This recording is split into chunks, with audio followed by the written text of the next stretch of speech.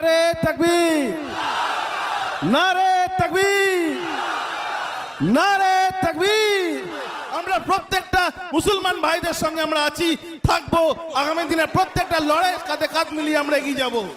আজকে আমরা দেখতে পাই দেশের মধ্যে যারা চুরি করে ভাগ করে দিচ্ছে তাদেরকে মোদী সরকার কিছু বলছে না, চুরি করে নিয়ে চলে যাচ্ছে, তাদের সঙ্গে সেটিং করে চলে যাচ্ছে।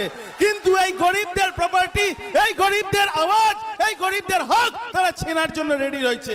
এটা দুঃখজনক। খ্রিস্টান প্রতিনিধি আমার ভাই, তিনি বক্তব্য রাখছেন, সময় খুব কম, এটা লক্ষ্য রাখবেন সাহেব। বেশি গরম করে দেবেন।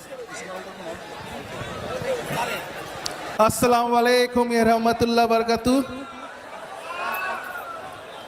নারে তাকবীর, নারে তাকবীর, নারে তাকবীর।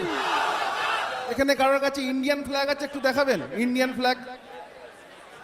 আজকে ইন্ডিয়ান ফ্ল্যাগ সমস্যার মধ্যে আছে, মন দিয়ে শুনুন। আজকে ইন্ডিয়ান ফ্ল্যাগ সমস্যার মধ্যে আছে।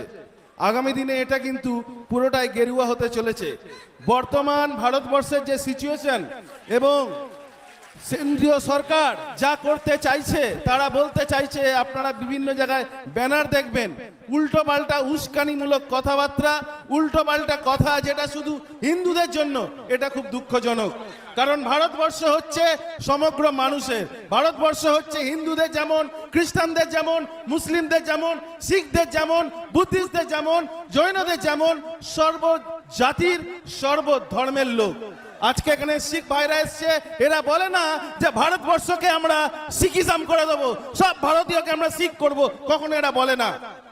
জৈনিজমে জন্ম আমাদের ভারতবর্ষে, জৈনিমানের লোকরা কেউ বলে না যে আমরা সকলকে জৈন করে দেবো।